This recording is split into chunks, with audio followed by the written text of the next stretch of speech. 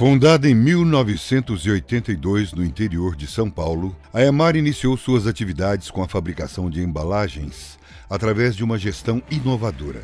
Sempre atenta às necessidades do mercado, incorporou ao seu portfólio outras linhas de produtos e hoje possui vários segmentos, criteriosa na aquisição de matéria-prima, maquinários modernos, unidades produtivas capazes de atender toda a demanda e logística eficaz, contando com frota própria e o apoio de grandes parcerias terceirizadas. A empresa conta atualmente com 4 unidades produtivas, que somadas totalizam mais de 20 mil metros quadrados de área construída. Assim caminha a Emar, desenvolvendo, produzindo e comercializando produtos de alta qualidade, buscando a satisfação total dos seus clientes, gerando crescimento sustentável para a empresa, respeitando o indivíduo, a sociedade e o meio ambiente. Emar, referência em qualidade.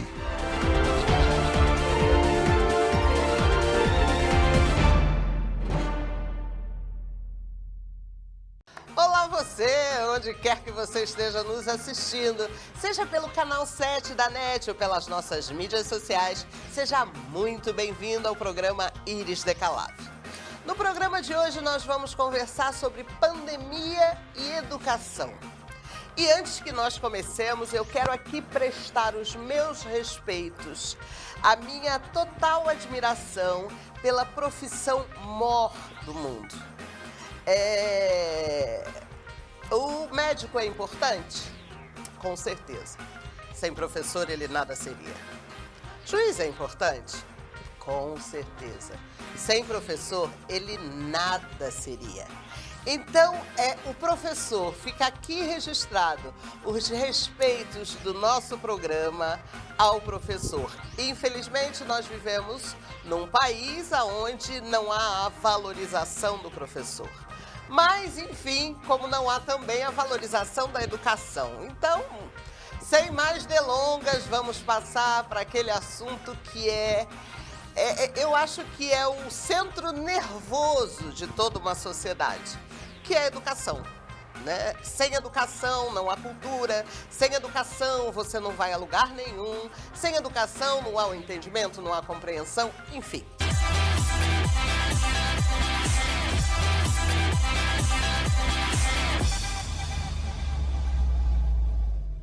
E para conversar comigo, nós trouxemos gente muito entendida no assunto. Nós temos aqui à minha direita a Bruna Giorgiani. Bruna, muito bem-vinda. Muito obrigada. Agradeço o convite por estar aqui mais uma vez. Nós temos a Carlota Menezes, com expertise, né, Carlota? Afinal de contas, né? 95 mil seguidores não é para qualquer um, né? Verdade, a gente tem bastante conexões. Em primeiro lugar, agradeço a você novamente o convite e a todo mundo. Um abraço, um beijo. E a gente vai conversar bastante sobre educação.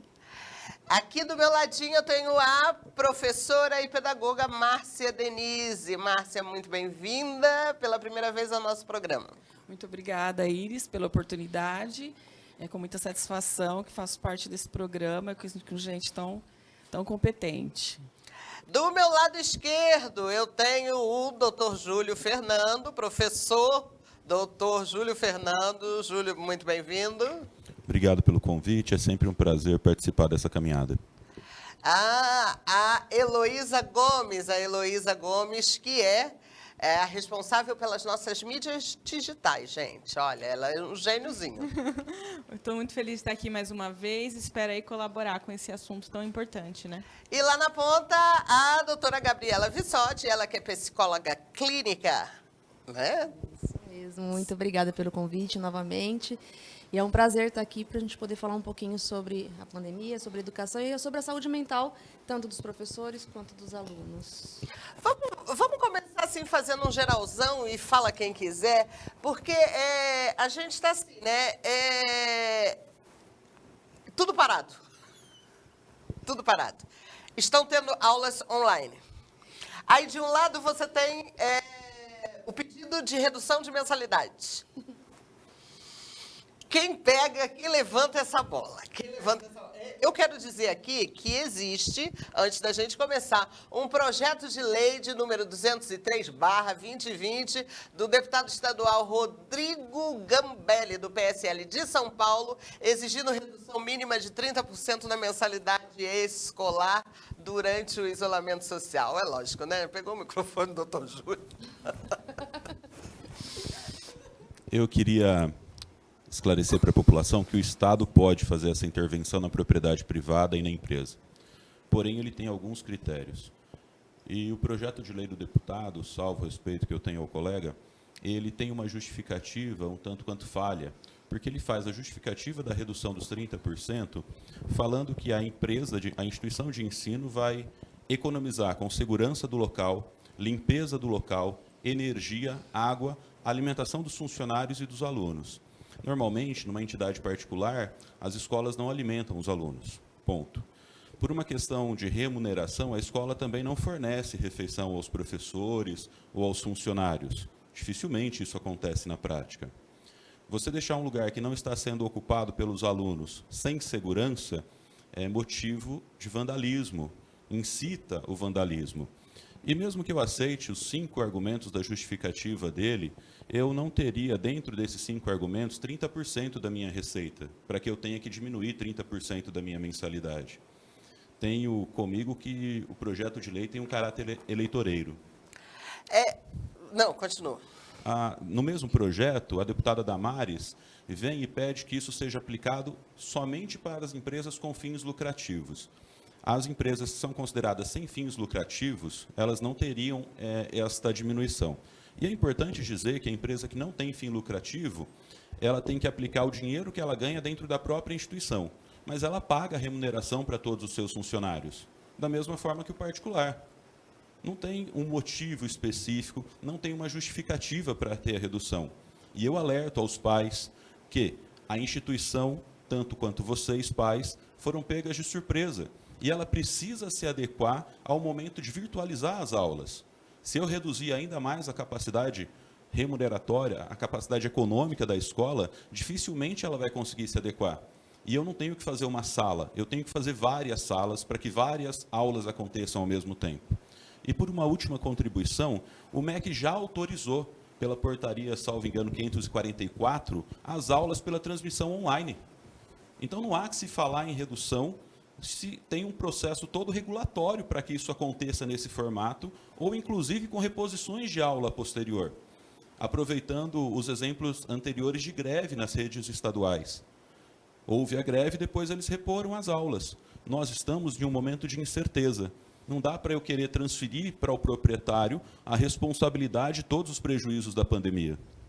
Gente, esse assunto é tão apaixonante que a gente fica até assim, sem saber para que lado vai. Porque você quer ver só uma coisa? Todas as vezes em que há uma pandemia, para mim é como se fosse uma chamada para mudança de paradigmas, tá certo? Então, nós vínhamos a passos muito lentos na entrada do mundo digital. Na Europa, nos Estados Unidos, tudo isso já é uma realidade. Com a pandemia, olha, ou vai ou racha, não é isso, Heloísa? Exatamente isso, é como você disse. Nos outros países isso já era uma prática a ser feita, isso já era algo assim, não vou dizer comum a tudo, mas muito mais familiarizado do que com a gente aqui. A gente encarava, existe até um ditado que muita gente diz que toda reunião poderia ser substituída por um e-mail. E hoje a gente vê que muitas ou quase todas as reuniões poderiam ser substituídas por uma videochamada. Então, quando a gente entra nesse processo de que a gente pode utilizar o meio digital para um fim formal, para um fim, seja de uma aula, seja de um curso, seja de um treinamento, a gente entende que, nossa, talvez a gente esteja perdendo tempo ou tendo gastos maiores do que deveria. Quantas reuniões, cursos, conferências, tem todo o deslocamento, tem local e tudo mais, para absorver um conteúdo que, se nós estivéssemos aptos a recebê-lo de forma digital, não precisaria, entendeu? Então, isso é muito importante. Como ele disse, as próprias escolas estão tendo que investir nisso. Então, voltando um pouco a isso, cortar esse recebimento de receita, não teria como investir em câmera, investir em softwares, investir em programas para continuar dando essas aulas online. a Carlota, que trabalha com mídia digital, né, Carlota? A gente via, por exemplo, você escutava notícias de escolas que recebiam computadores, aquela coisa toda, e a realidade não é bem essa, né? Porque a maioria dos alunos não sabe nem ligar o computador. Eles têm um celular, não é verdade? Bruna quer falar, Carlota quer falar, qual das duas quer falar que estão balançando a cabeça? Porque é muito real. Então, quer dizer, é como a Heloísa falou, mudou a realidade. Até os alunos saíram daquela fase celular, de pequenos aplicativos no celular, para algo mais profundo, que são os computadores, os notebooks. E eles começaram a utilizar isso para o aprendizado. E essa pandemia ela trouxe boas práticas, porque fez com que, além de o aluno prestar atenção à aula, ao professor que está lhe dando a aula online, ele tem um espaço muito grande para poder também fazer uma pesquisa mais profunda no nosso amigo Google, né? Procurar novos livros online, ir lá fazer uma pesquisa mais profunda ainda, que aí ele sai tanto da parte acadêmica, como ele também descobre outras fases, como também resumo, sinopse de alguma coisa, vai mais profundo e mais além. A Márcia quer falar. Nós temos que tomar cuidado também, porque o que acontece? Muitas crianças elas não têm o computador, elas não têm o recurso, não têm o celular. A maioria, inclusive, né? A maioria. Inclusive, eu trabalho numa associação, né? E Anjo da Guarda. São a Associação Anjo da Guarda, são crianças de vulnerabilidade, risco social, e eu escuto dos pais isso. Meu filho, eu estou pegando a internet do meu vizinho. Eu não tenho internet. Como que eu vou fazer as atividades? É muita atividade da escola. Até porque o valor da internet é muito caro no Brasil, então, né? Eu não dou conta, eu não consigo. E tem pais que só vão poder ajudar, auxiliar os filhos depois do expediente. Então, é muito complicado isso daí, está muito difícil. Eu acho assim que a gente tem que ponderar bastante isso daí. A gente sabe com certeza que toda situação de catástrofe, né, é sempre para mover a gente para diante. Porque, na verdade, nós estávamos estagnados nesse processo digital no Brasil. Nós estávamos estagnados. Então, agora é o negócio seguinte, ou vai ou racha. Intervalo, nós voltamos com Bruna Giorgiani. Você está aqui, programa Íris Decalaf, Pandemia e Educação. Bateu aquela fome? Queijo derretendo, napolitana, mussarela, calabresa, mexicana, baiana. Tá esperando o quê? Ligue, venha retirar. Peça para entregar. 3512-2399. Não deixe de pedir a sua pizza no Ponto da Pizza, a mais gostosa de Rio Preto. 3512-2399. Na Avenida Danilo Galeazzi, 1589, ao lado da Caixa Econômica.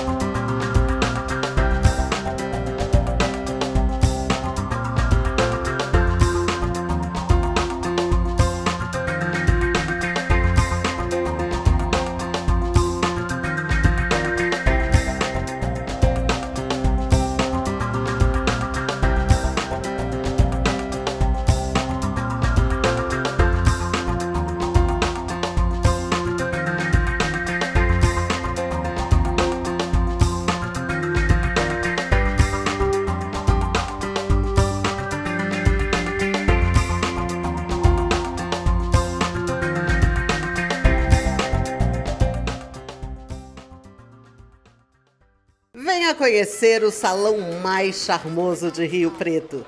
Visagismo, cabelos, estética, alongamento de unhas, maquiagem. Tudo isso em um ambiente elegante e climatizado. VL Studio Hairstylist. Os mais modernos e eficazes tratamentos para cuidar da pessoa mais importante do mundo, você. Na Rua Prudente de Moraes, 1865. Telefone 99226-3830. 99226-3830. De volta, gente. A gente tá falando, na verdade, de um assunto muito delicado. E toda vez que a gente vai e volta, eu faço questão de contar algumas coisas, de relembrar algumas coisas de antigamente e que era fantástico. Eu me lembro que quando eu estudava, na minha primeira fase da minha educação, eu estudei como ouvinte durante muito tempo, até poder ter autorização no Ministério da Educação para poder cursar uma escola regular. Mas eu escutava de mamãe e de papai, quando eu saía de casa, o seguinte, com trema e 2 pontos. Trema não existe mais, né? Com trema e 2 pontos. Olha, se a professora ou a diretora me chamar, vocês sabem, já sabe. Hoje em dia, quando o aluno sai de casa, os pais dizem o seguinte, olha, não se esqueça que quem paga o salário do professor é você, tá? Sabe, é toda uma mudança hoje que a gente teve, né? Gabriela, mentalmente, como é que vai ficar a cabeça, como é que está processando, o que está acontecendo com a mente dos adolescentes, desse pessoal que está entrando, está sendo obrigado a entrar, né? Porque dizem, inclusive, que uma das vértices da inteligência é a capacidade de improvisação. A gente está precisando improvisar e muito, né? Na verdade, assim, a questão do adolescente em si, entrar ali na internet, ele ter que pesquisar, fazer, ele está indo bem até. Eu acho que a dificuldade maior é com as crianças e os pais. Que os pais têm que acompanhar a tarefa dos filhos na escola, têm que fazer junto, têm que assistir a aula junto, para eles também saberem fazer a tarefa. E os pais não estão preparados para isso. Né? O adolescente, na verdade, os pais meio que deixam na mão deles, só cobram, está fazendo, cadê a tarefa, onde está? Cumpriu, vai lá, olha, confere, acabou. Né? E o adolescente mesmo, por si, ele já vai se virando, ele se movimenta, ele busca com um amigo, vai ali, fuça, que eles têm uma resiliência muito maior. Né? Nós, adultos, já ficamos, às vezes, nos sentimos limitados, por quê? Porque somos habituados ao método tradicional. Né? Então, assim, a frustração, às vezes, é muito grande em relação a isso. Né? A frustração de, às vezes, não saber o que é aquilo, como baixar, onde que vai caçar o livro. Eu acredito que, assim, está sendo muito maior para os pequenos que para os adolescentes. Os adolescentes tem muitos que estão, deixa a vida me levar, estão a lazeca pagodinho, deixa a vida me levar, a vida leva eu. E tem outros que estão querendo voltar, regredir um ano, tem outros que estão conseguindo acompanhar e fazer, tanto os alunos, os pequenos, os adolescentes, ensino médio, e até alunos de faculdade, que estão dando conta. Professora Bruna, me diz uma coisa, diante da diversidade do contexto socioeconômico, da dificuldade de acesso, né? O que você vê assim? Como é que a gente pode promover efetivamente o aprendizado dessa turma toda? Eu acho que são duas questões importantes aqui. A promoção do aprendizado e a distribuição da possibilidade de acesso. Acho que a gente precisa falar sobre essas duas coisas. Por quê? Primeiro, como a professora muito bem já disse, o acesso não está disponível para todos. Essa pandemia desvelou aí, ela enfatizou uma face nefasta da sociedade brasileira, que é a desigualdade social e o fato de que hoje um aparelho celular ou um computador não está disponível, assim como o sinal da internet. Então, a primeira etapa, eu acho, disso tudo seria a política pública de promoção de acesso. Isso é fundamental. E uma outra coisa que o doutor Júlio comentou, que eu acho que é importante, é assim, querem cortar, diminuir, inclusive, o salário dos professores, porque ontem eu vi um comentário na internet ridículo sobre isso de um sujeito. Os professores, nós também estamos investindo em tecnologia, a gente está investindo em muita coisa que a gente não usava, então não tinha em casa. Então, a gente está gastando muito mais para ter uma banda larga melhor, para ter equipamento melhor, para ter iluminação, enfim.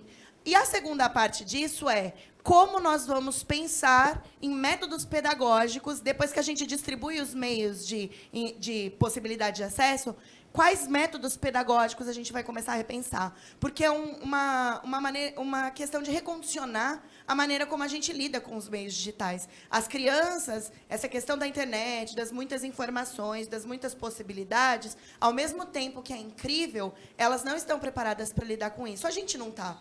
A gente está no celular, lendo um texto, daqui a pouco, deixa eu ver o WhatsApp. A gente está num canto fazendo alguma coisa, deixa eu ver o WhatsApp, deixa eu ver. Então, assim, a gente precisa pensar em como construir concepções pedagógicas que façam com que a gente recobre uma coisa que a gente vem perdendo justamente por conta dos meios eletrônicos, que é a atenção.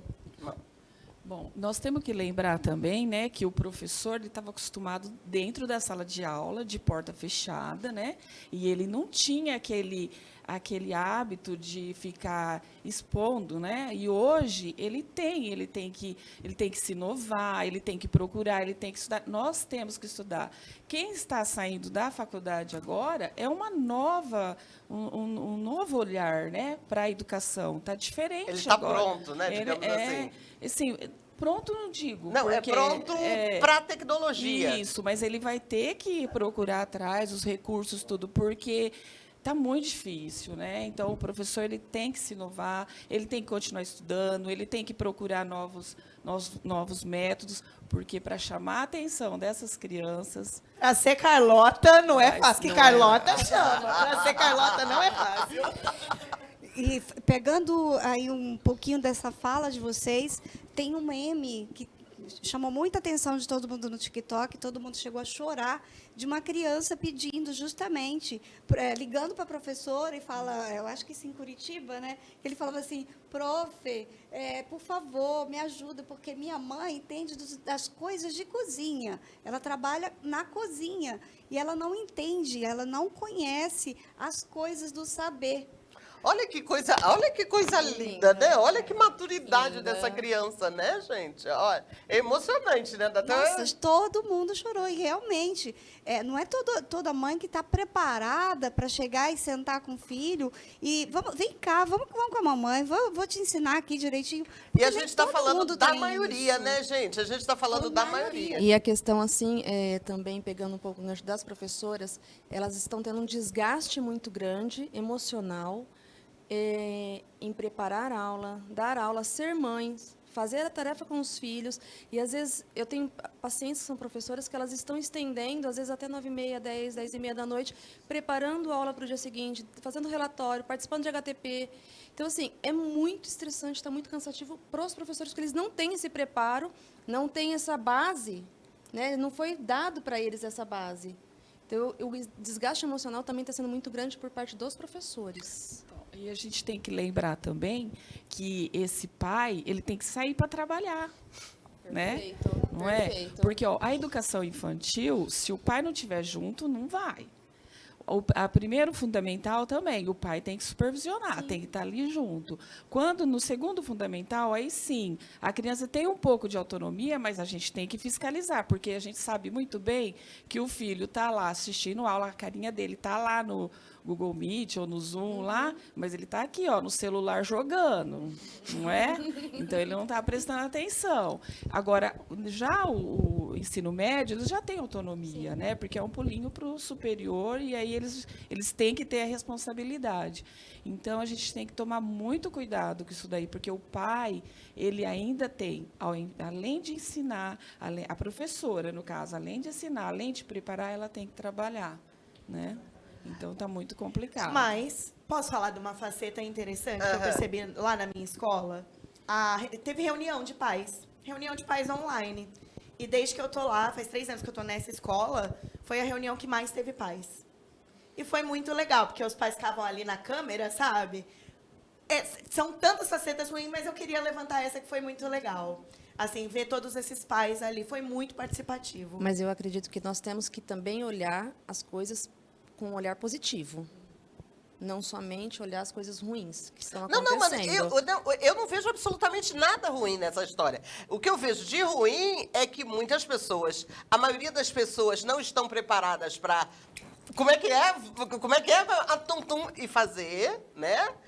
Então, é um processo, né, mais lento, a maioria das pessoas são mais lentas, mas eu estou vendo tudo de positivo, principalmente a nível de nação, né? Assim, o Brasil agora vai ter que entrar, ó, vai ter que entrar realmente no mundo digital. As empresas de telecomunicações vão ter que repensar, eles vão ter que repensar em fornecer uma internet a um preço justo, gente, que é brincadeira se você precisa de uma internet de banda larga, pagar 120 conto, falar sério, né? Ninguém merece. Quando eu falo assim, olhar para o lado ruim, porque normalmente os pais falam assim, nossa, eu tenho que parar, eu tenho que sair, às vezes saio do trabalho, estou trabalhando no home office, mas eu tenho que ajudar meu filho a fazer tarefa, eu tenho que ficar em cima, eu tenho que a cuidar da casa, tem todos os afazeres.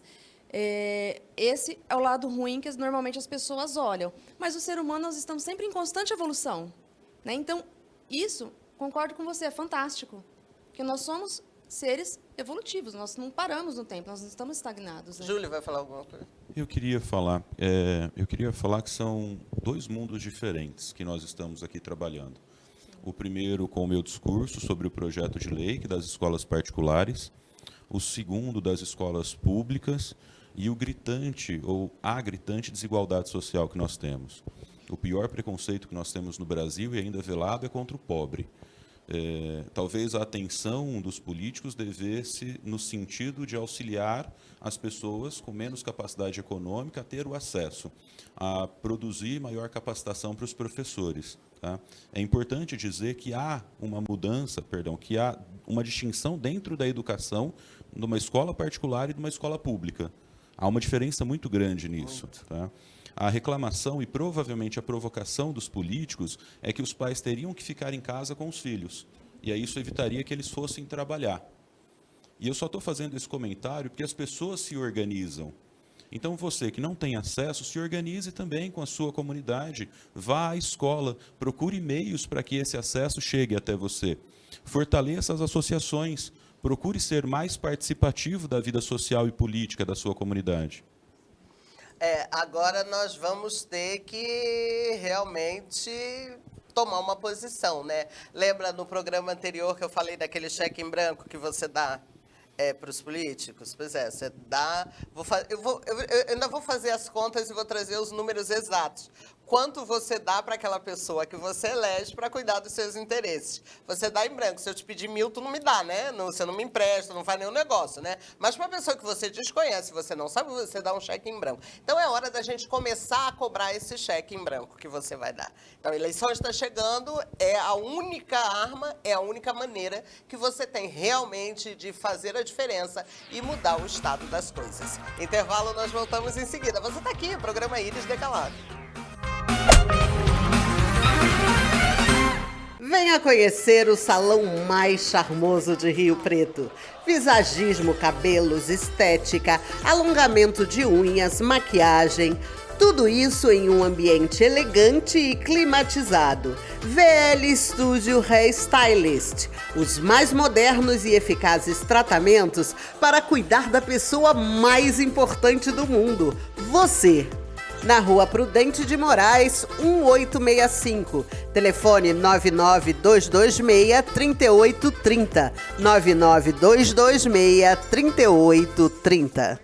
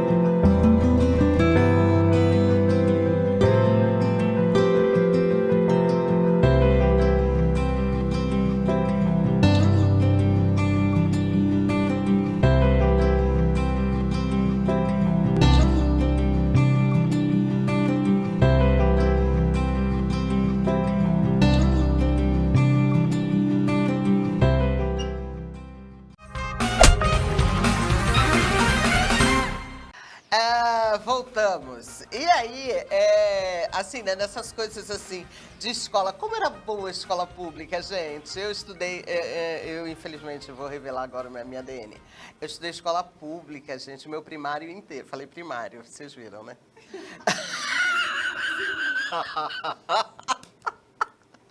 Como era boa a escola pública, gente, como era boa. Me diz uma coisa, Márcia, você acha que essas atividades à distância, como carga horária do ano letivo, faz sentido manter esse mesmo ritmo? Olha, eu acho que nós vamos ter que repensar isso aí. Por quê? Foi o que eu disse na primeira fala, que tem crianças que estão acompanhando, que estão vendo, estão assistindo. Tem criança que não viu nada. Tem criança que não está vendo nada. E como a colega falou também, tem pais que não conseguem explicar. São assuntos assim que eles nunca viram. E disso é uma coisa que você entende bastante, né? Porque a Márcia, ela é pedagoga da Associação Anjo da Guarda, que é uma associação que fica com crianças no contraturno. Eu não sei se vocês assistiram a uns 2 ou 3 programas atrás, né? Então, ela conhece bem as duas realidades, né, Márcia? Então, a gente recebe essas crianças e dá para notar a dificuldade dos pais. Teve um pai, um relato de um pai essa semana, que ele me disse assim, ô tia, que lá eles chamam a gente tudo de tia ainda, né? Ô tia, eu não sei, eu nunca vi esse troço aí. Ele falou, eu não sei o que é isso, eu não sei como explicar para o meu filho. Aí nós explicamos que a gente está lá, nós temos o WhatsApp, pode ligar, fazer chamada de vídeo, que as professoras estão à disposição, que elas explicam. Ah, tia, mas eu só tenho internet à noite, eu não tenho como ligar, sabe? Então, a dificuldade deles ainda é maior ainda. Sabe? Então, eu acho assim, que nós vamos ter que repensar isso daí na nova... Porque o ideal seria a gente pensar como oferecer uma aprendizagem que faça sentido para cada um, mediante a realidade de cada família, né? Eu acho que tem que ser bem visto isso daí, porque a Oi? carga... Eu tive até uma ideia. Eu tive até uma ideia agora. Já que está tudo muito complicado e realmente as pessoas estão sem esse acesso à internet, o tanto que as empresas de internet cobraram, por exemplo, eu vou dizer meu caso, pago 120 megas, chega 9. Então, devolve esses megas que você não deu para mim para a sociedade. Então, você pode ajudar, entendeu? Júlio. Né, Júlio? É mais do que justo. Agora, nesse momento, deixa de graça. É verdade. Mas é uma questão que a gente sabe que é de prioridade dos que estão nos governos a seu tempo. Porque a gente viu lá no começo da crise um investimento absurdo nos bancos e, no entanto, a gente poderia ter pegado aí, feito um investimento grande nessas empresas para distribuir conexão para a sociedade. É aquilo, é uma questão de política pública. A gente sabe que a função da política pública é a promoção de uma sociedade mais justa. E dentro da nossa Constituição e do modelo de Estado que nós temos aqui, que é um Estado com promoção de bem-estar social, não é um país absolutamente liberal, essa promoção tem que ser encabeçada pelo Estado, é previsto constitucionalmente. Então, é muito importante que a gente exija. A Iris falou uma coisa que é fundamental. Se a gente deu esse cheque em branco, vamos cobrar dos governantes aquilo que eles pegaram da gente. Vamos cobrar esse reinvestimento aí, né? Gostaria só de fazer uma colocação que parece que seria muito mais assertivo os deputados se preocuparem com uma melhor distribuição, por exemplo, das fontes de internet, do que com a redução da mensalidade escolar. Porque o número de pessoas numa escola particular é muito menor do que o número de pessoas numa escola pública. Então, a atenção é dada na forma que eles são provocados. Eles deveriam voltar a atenção à população geral. Mas a redução, Júlio, é eleitoreiro, né? Imagina, a eleição está aí, né? A redução é uma coisa, né, que pega as pessoas de baixa renda, que é a maioria do colégio, não vou nem a maioria da população, a maioria do colégio eleitoral, né? Porque você tem a população e você tem o colégio eleitoral, então, né, vamos... Isso foge, né, ao que nós deveríamos promover, que é o fim social. Isso é totalmente eleitoreiro. É ruim nesse sentido. Tá? O que eu acredito que a gente poderia buscar é devolver essa mesma resposta nas urnas. E aí a gente ter uma condição diferente. E eu queria acrescentar alguma coisa no que vocês estão falando de um cheque em branco. É ainda pior. O que nós damos a ele é um aval. Nós garantimos para ele a condição de fazer, em nosso nome, aquilo que eles acham que é necessário, porém com a perspectiva do que eles têm, e não a nossa, na realidade. E é interessante lembrar, vamos lembrar bem, que quando eu acho, né, pelo menos eu acho assim, quando você elege alguém para que lhe represente, você elege em função de uma plataforma que ele apresenta, em função de um programa. Então, enquanto empresária, se eu contrato um funcionário para exercer uma função e ele não exerce, eu mando ele embora, ponto. Entendeu? Então é mais ou menos isso, né? Porque tem muitos políticos que você vê por aí que batem no peito, dizendo, não, eu fui eleito, vamos começar tudo de novo, você foi eleito para desenvolver um projeto. A partir do momento que você não desenvolve aquele projeto, devolva os votos. Né? Mais ou menos assim. É hora do intervalo.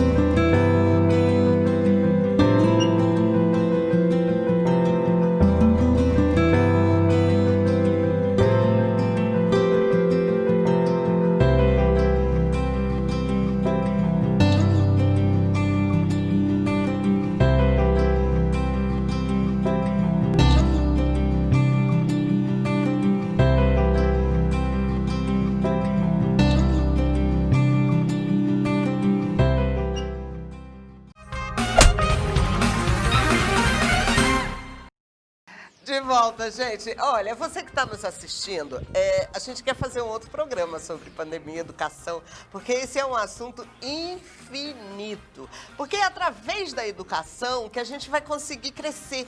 A gente só consegue implementar mudanças através da educação cultural, da educação de costumes, da educação religiosa, da educação em todas as suas formas, né? Aí, por gentileza, vai lá no YouTube, programa Iris de Calaf, Deixa nos seus comentários, deixa lá a sua opinião para que a gente possa produzir um outro programa e, de repente, ficou faltando alguma coisa que você queria saber nesse nosso programa, a gente vai conseguir saber.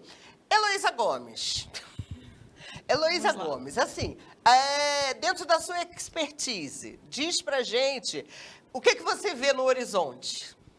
Nessa linha de educação, eu acho assim, até onde nós caminhamos, nós não vamos voltar, nós não vamos retroceder. Então, cabe ao governo, cabe às escolas, cabe aos pais, também aos alunos, a ver assim, bom, isso é a nossa realidade hoje e a longo prazo também. A gente não tem aí uma data final para essa pandemia para falar, gente, tudo acabou, vamos voltar para a escola como se nada tivesse acontecido. Isso não vai acontecer.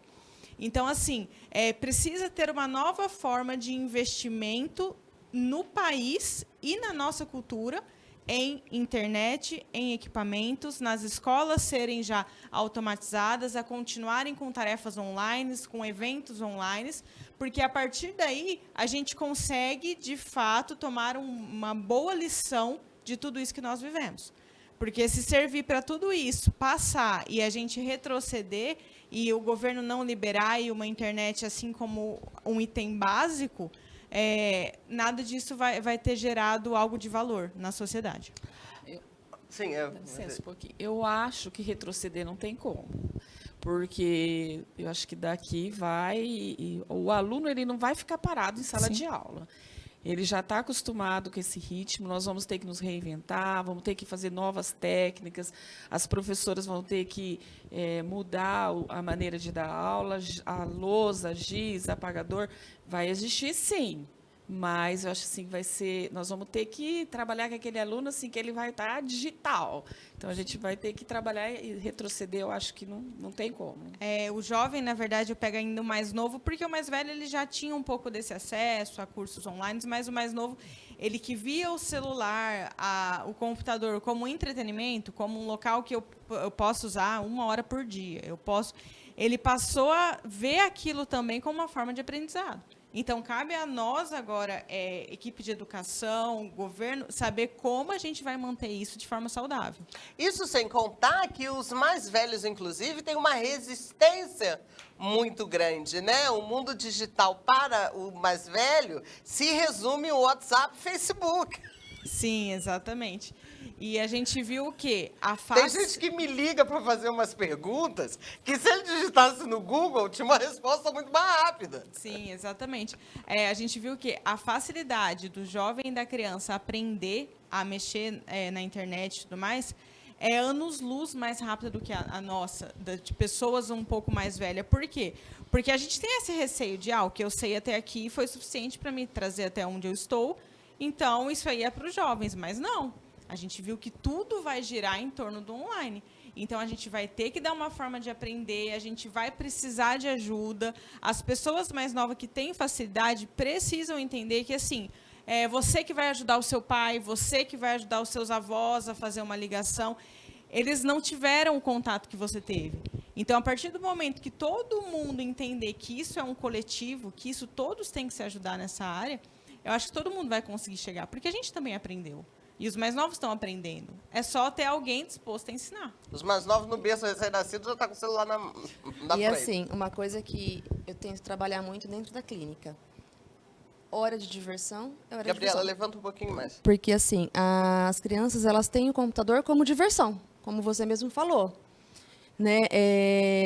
Então, assim, temos o celular como diversão e tem agora o celular como obrigação. O celular, a tela do computador, a internet. Então, assim, as crianças estão tendo que aprender, né, a também ter um momento certo de tanto estudar como brincar.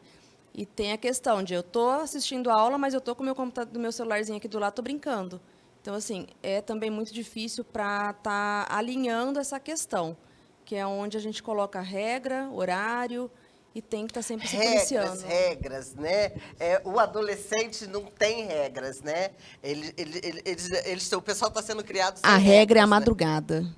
É a madrugada. Então, assim, de manhã eu tenho aula, mas eu vou deixar para ponho lá, liga, deixo tocando, vou dormir a parte da manhã, a parte da tarde eu faço as tarefas, e à noite eu vou jogar a madrugada inteira. É uma questão, né, da construção da autonomia. Mas até que a gente se torne um ser autônomo, a gente é um ser heterônomo. O que significa isso? As regras vêm de fora. As crianças e os adolescentes são sujeitos heterônomos. Ou seja, eles ainda precisam da mediação das regras da sociedade para entenderem como funcionar. É parte do processo de socialização, é normal, ninguém nasce pronto. E a gente é ser social. A gente aprende a ser humano, a gente aprende como se comportar, e aí a gente também vai aprender as regras da sociedade.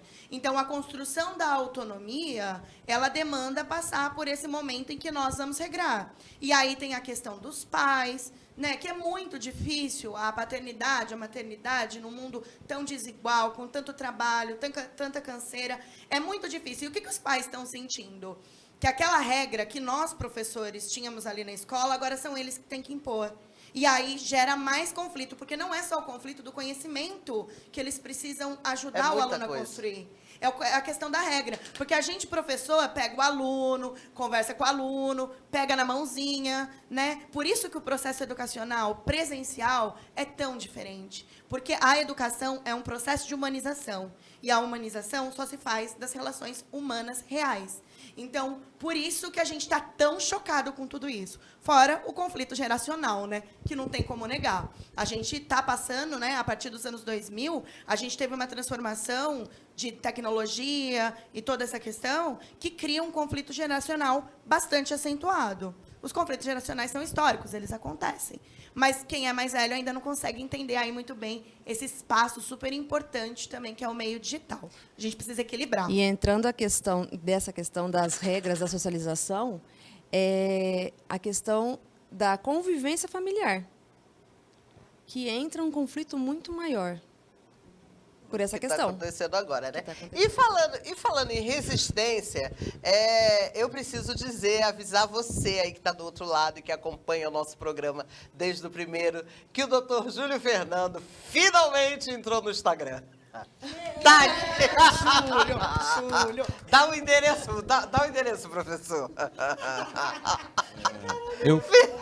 Você é pop, meu querido, aceita. Você é figura pública dessa televisão, vamos. É que deu a impressão que eu sou um pouco mais velho do que eu aparento. Às vezes eu comentar que eu dou aula desde 94, a pessoa começa a fazer conta. Ô, Júlio. Isso não é bom. Mas, ó, eu vou te contar uma história que aconteceu ontem. A gente fez um projeto lá na escola e a culminância do projeto era a produção de um vídeo do TikTok. Porque, inclusive, tem estudos aí de pedagogia digital que já olham o TikTok como uma plataforma de cápsulas educacionais, vamos dizer assim, né? E aí uma aluna me mandou mensagem, ela tem 14 anos, ela falou assim, professora, eu sou uma velha, me ensina a mexer no TikTok. Então, Júlio, fica tranquilo, porque até minha aluninha de 14 anos precisava de instrução para o TikTok. Fiquei consolado agora. Nós tivemos um outro programa que, ao final, todo mundo pedia para seguir, né? E a minha despedida naquele programa era que ninguém precisava me seguir, porque não tinha como, tinha que ligar, mandar o WhatsApp. Mas agora nós temos @JúlioFernandoGTB. Me encontra lá no Instagram. Vários materiais interessantes daqui pra frente. Ah lá, tá vendo? Aê. Tá vendo? Tá vendo? Não, Tô moderno. Isso é só pra a gente ilustrar a resistência, né? Você sabe que eu entrei nesse mundo digital? Eu já tinha 4.0, foi a minha filha Juliana que me botou. Ela se arrependeu profundamente, porque eu usei aquela coisa da ditadura de mãe. Não, peraí, o computador é meu, né? Desculpa. E a gente sempre teve essa coisa de sede, de saber, né? Quando eu descobri que você digita qualquer coisa aqui e o cara te responde, nossa, mãe, eu perdi a noite. Intervalo, a gente volta. E em seguida, vai no YouTube, programa Iris Decalaf, se inscreve, aperta o sininho para receber sempre o vídeo e deixa um comentário, porque a gente realmente quer fazer um outro programa sobre educação, que é um assunto apaixonante.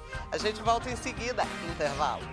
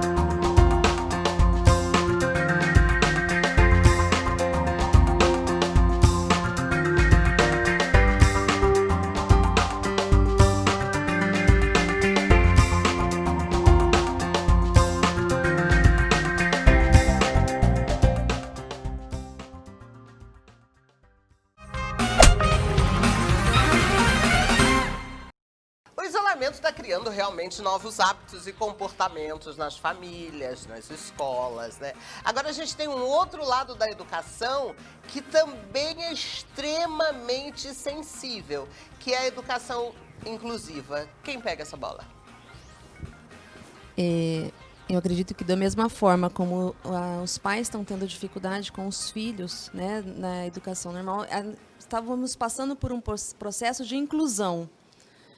E eu acredito que esses pais estão tendo um sofrimento muito maior, ou até mesmo não estão nem entrando nessa questão de educar, de lecionar para os seus filhos, por conta das dificuldades que essa criança tem, seja ela qual for. O que eu percebo, né, que eu atuo na rede já faz 13 anos, e o que eu percebo é assim, quando eu me formei, eu não tive formação para educação inclusiva. Então, para mim, é um desafio imenso a educação inclusiva. E o que eu percebo é que, mesmo que agora as graduações na área de educação estejam aí inserindo, a gente ainda não está preparado para lidar. À distância é um desafio, assim, absurdo, né?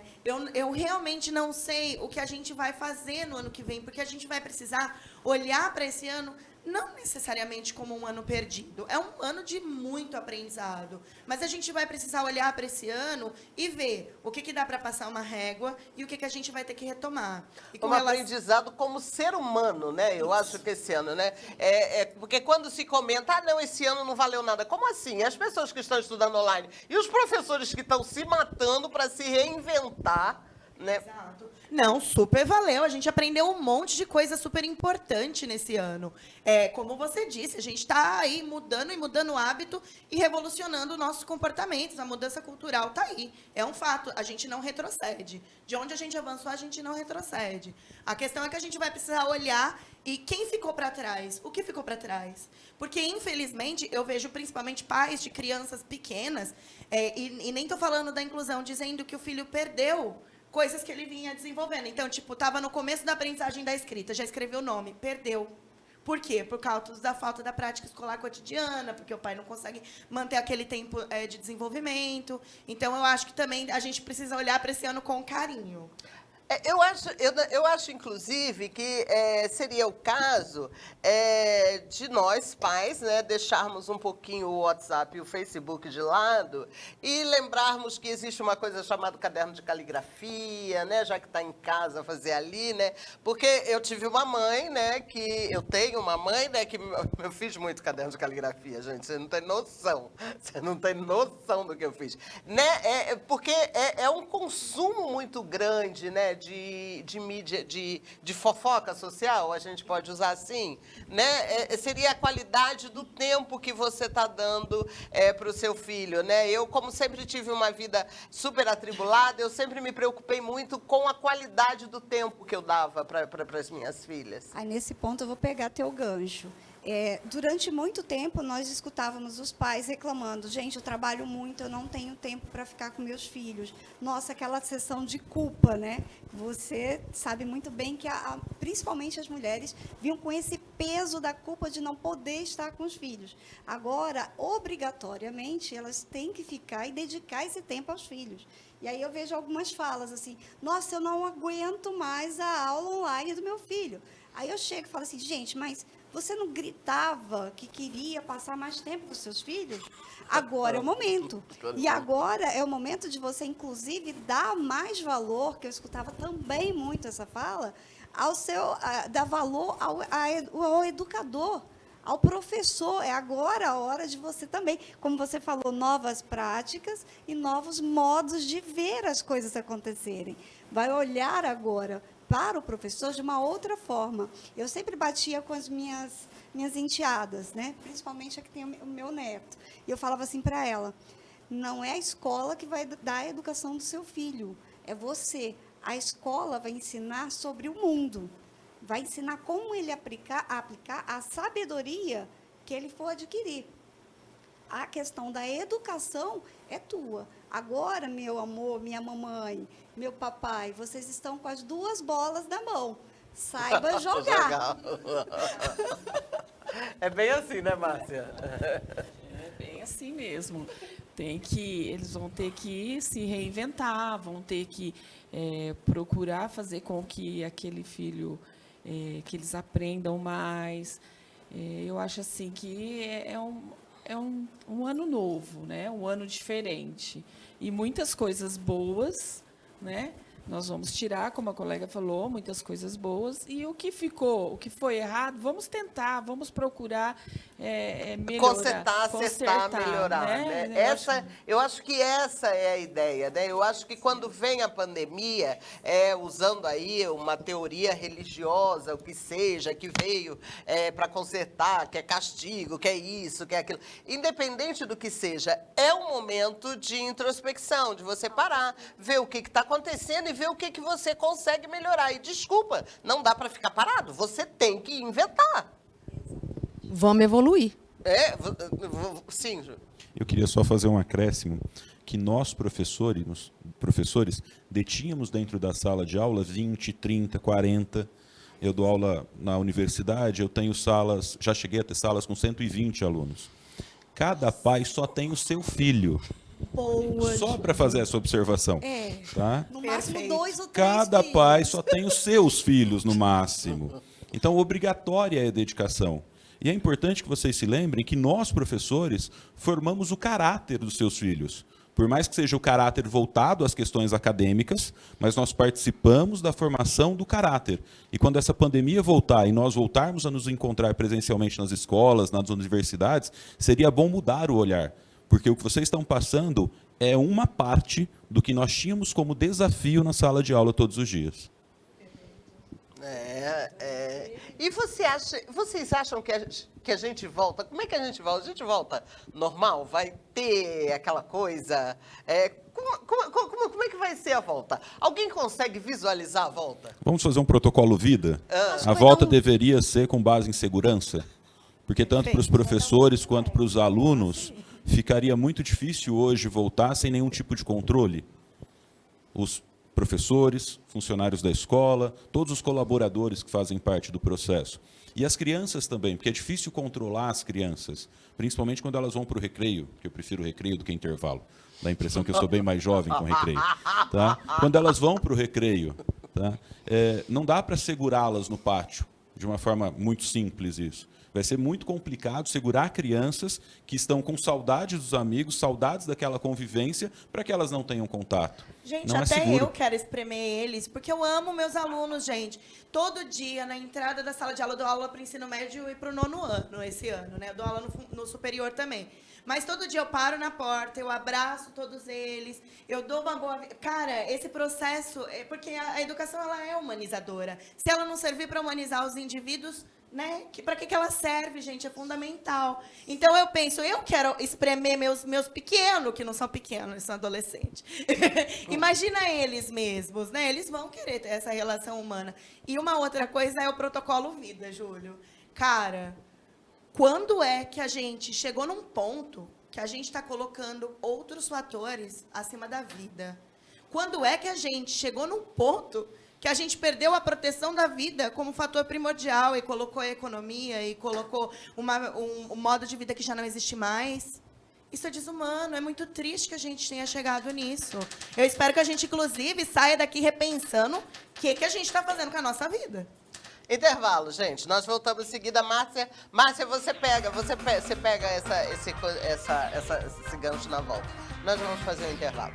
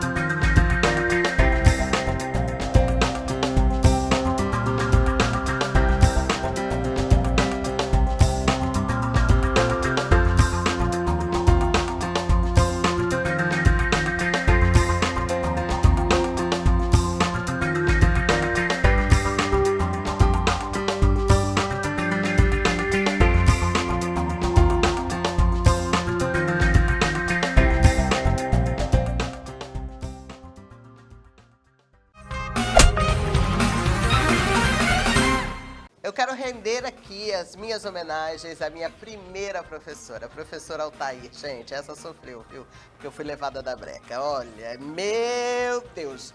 Então, antes da gente ir, nessa volta, a gente estava falando do protocolo Vida que o professor Júlio puxou. Márcia. Em relação ao protocolo Vida, né, a gente tem que pensar que nós temos que ter todos os métodos de segurança, né? Por exemplo, desde da cozinha, como que vai ser feito, como que vai ser essa higienização, desde dos funcionários, dos alunos. Vocês já pensaram, crianças de 6 a 7 anos, como que eles vão fazer com essa máscara? Não, gente. Vocês já imaginaram como que vai ser isso? Mais bonita! Eu quero a sua! Vamos trocar? É, mas vai... Não, gente, eu quero que vocês me ajudem. Não, eu quero que vocês me ajudem. Na capital, né, o governador já está, né, o prefeito já tá autorizando a volta às aulas, essa coisa. Gente, me ajuda aí. Me ajuda aí. Como você volta? Não, olha, para. A gente não consegue imaginar, gente. Vocês já lidaram com criança?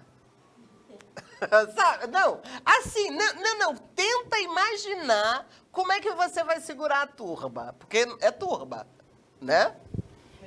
Segundo eles, né, vão ter que dividir as turmas, vamos ter que dividir. Então, uma turma vai ficar em casa com aulas remotas ainda, outra turma em sala de aula e distanciamento, e aquele que vai querer a régua do colega, aquele que vai pegar a borra. Gente, vai ser Não, fora complicado. que eu fico pensando nos pais, né? O pai fala assim, mas por que o fulano tá indo pra escola e o meu filho não vai? Eu preciso trabalhar, eu tô sobrecarregado, eu preciso mandar meu filho, aí vai lá brigar na escola, quer mandar o filho. Como que vai selecionar quem vai um dia, quem vai outro? O que vai fazer na sala de aula?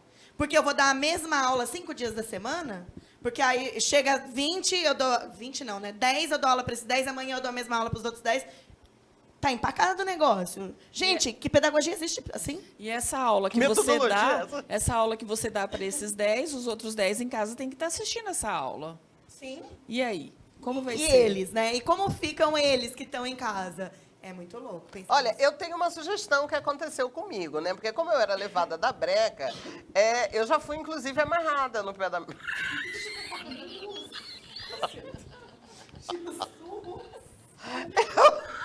Iris, eu sou obrigado a fazer uma intervenção, porque nós temos alguns professores que são bem para frente, mas não pode fazer isso hoje. ECA, Só para ECA, registrar. ECA. Tem o ECA. Não pode, 30 não anos do pode, não ECA. pode.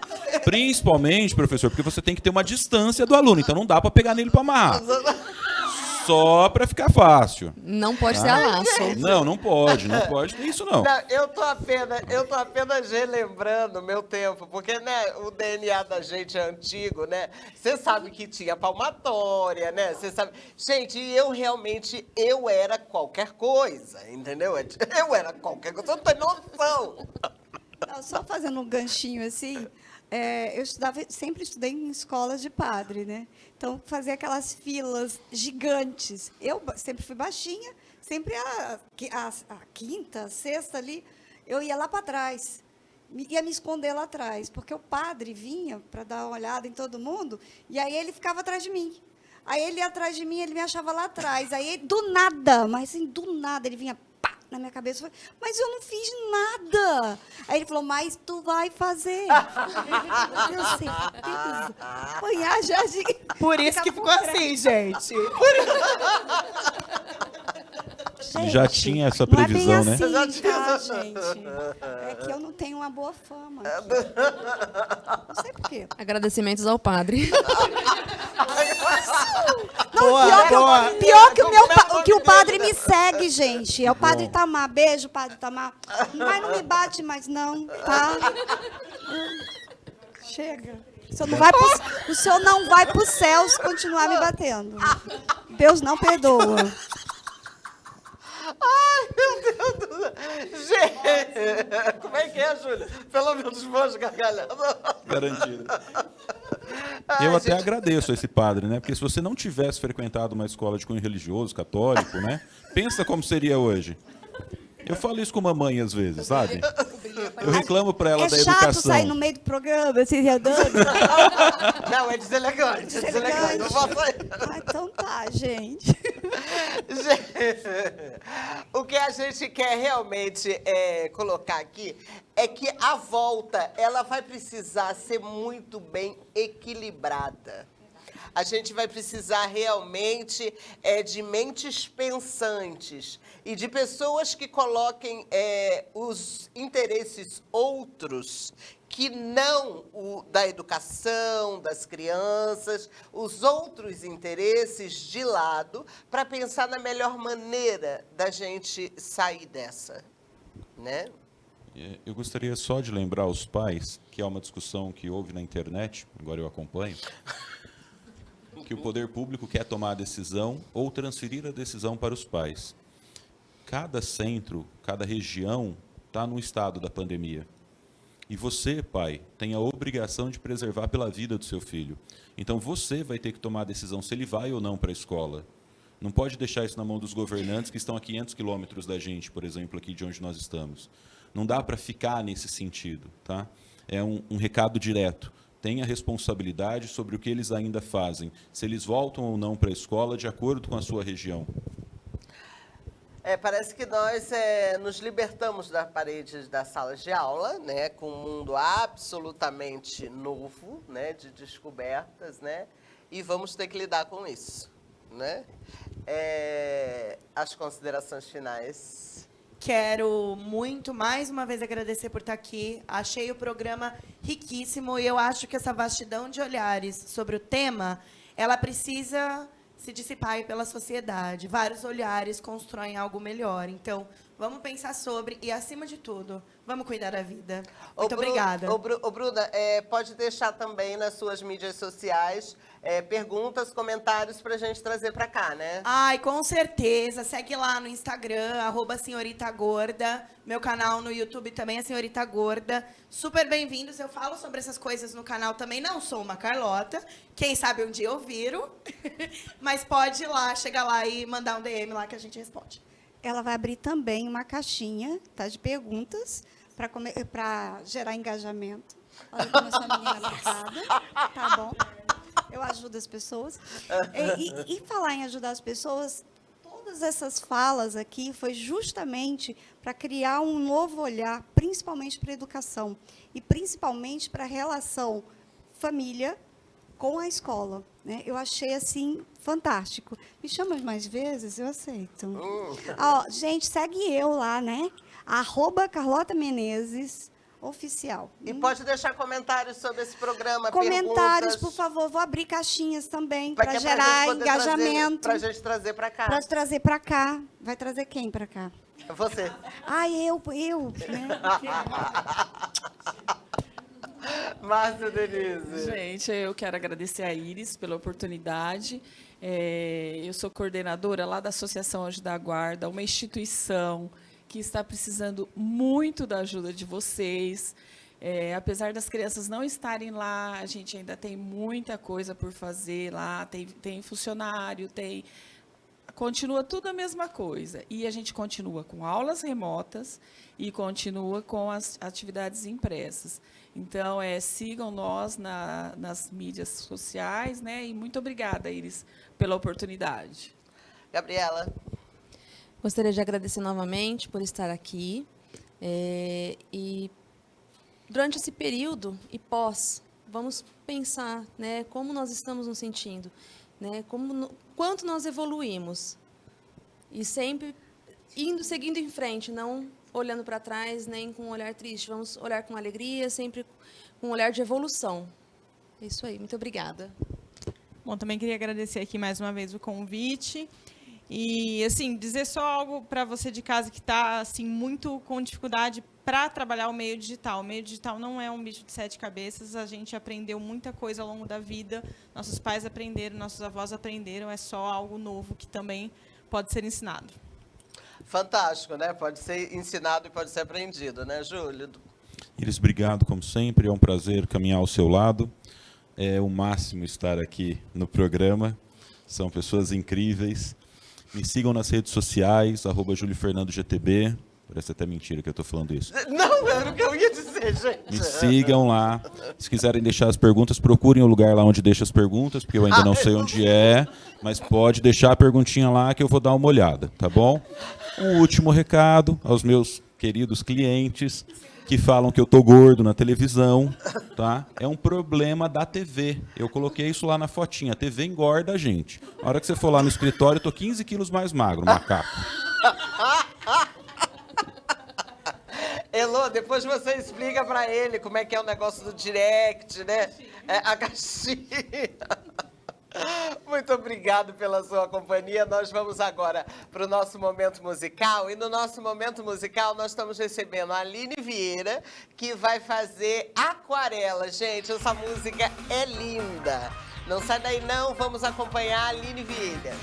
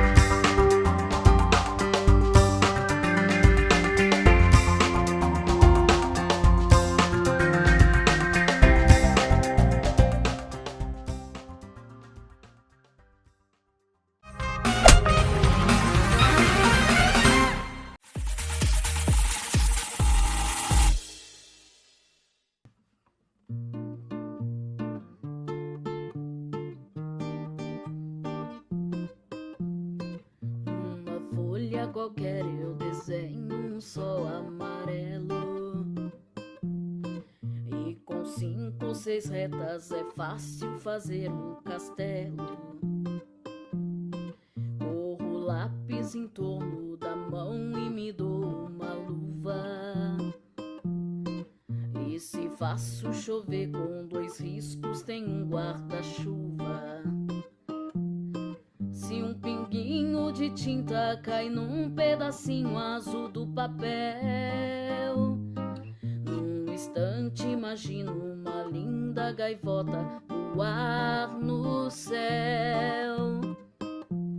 Vai voando, contornando a imensa curva, norte e sul, vou com ela, viajando Havaí, Pequim ou Istambul. Pinto um barco à vela, branco navegando, é tanto céu e mar num beijo azul.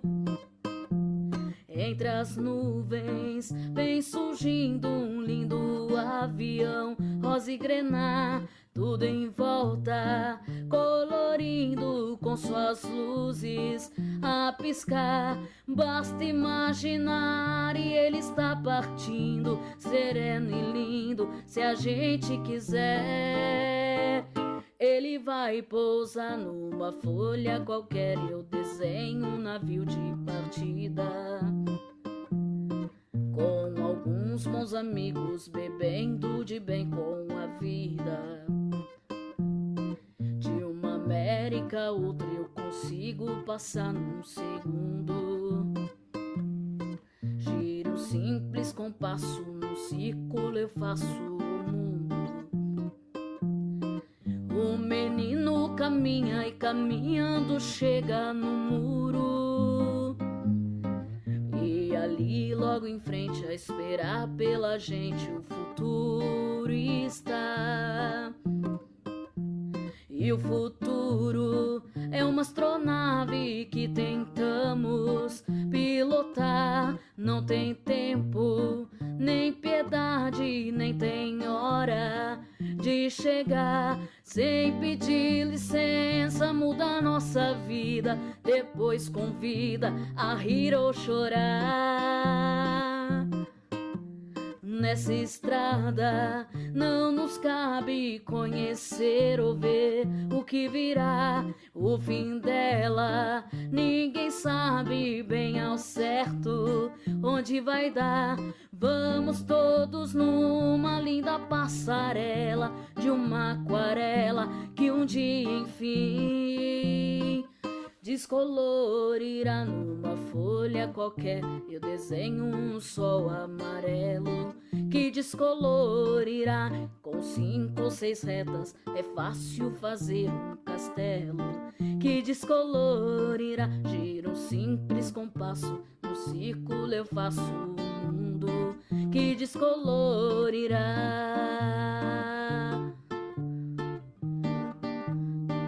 Que descolorirá.